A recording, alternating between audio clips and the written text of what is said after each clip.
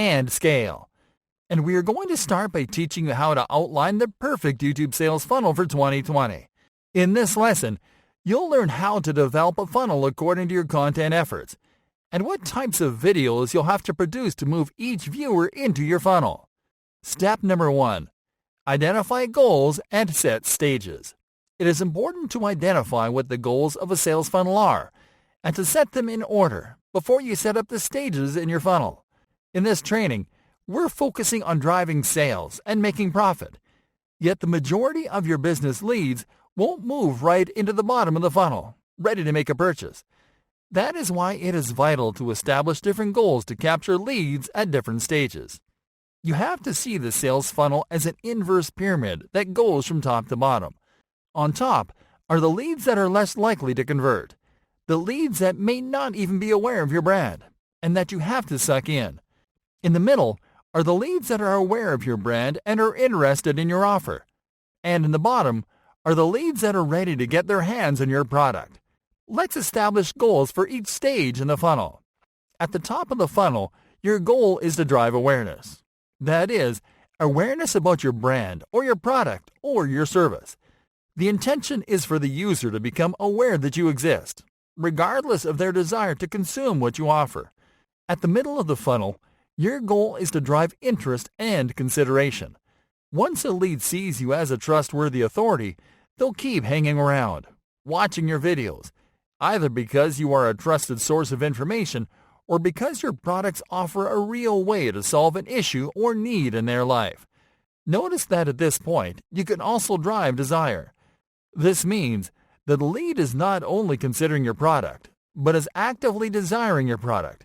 Yet there is an objection stopping the lead from taking action, such as price, or maybe they need to learn more about the product before making a purchase. Finally, at the bottom of the funnel, the goal is to drive action. This is when a lead is ready to convert by signing up for a trial or making a purchase. Step number 2. Make a content audit. The next step is to audit your channel to make a content inventory. What you'll do at this point is to check the content that you have in your channel and to take notes about the different types of videos that you have produced. And you are going to analyze how each video can help a lead move from one stage to another. Doing this will help you to better identify at what point of the YouTube content life cycle you are in.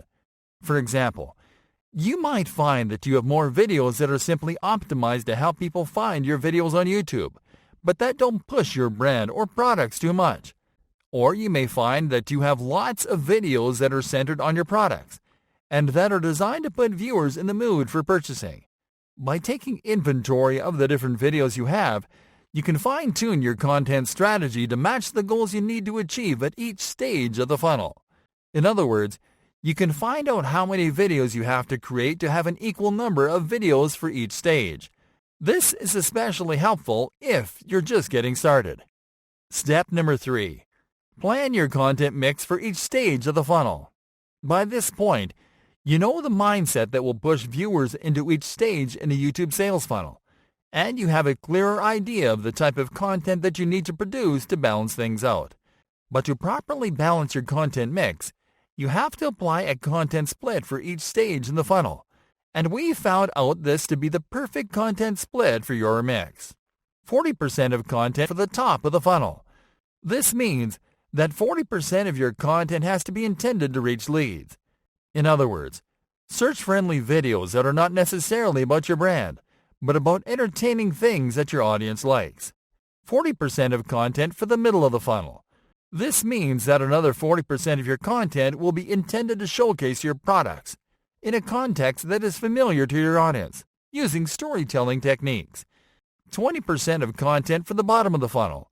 This means that the last 20% of your content will be intended to encourage your viewers to take action, or at the very least, to find your product videos if they're actively researching them. And that's it, folks. You can design an agency-level sales funnel for your YouTube business in 3 simple steps, guaranteed. Are you curious about what types of videos work best for YouTube business, and which ones perform best for each stage in the funnel? Then tune in to the following lessons.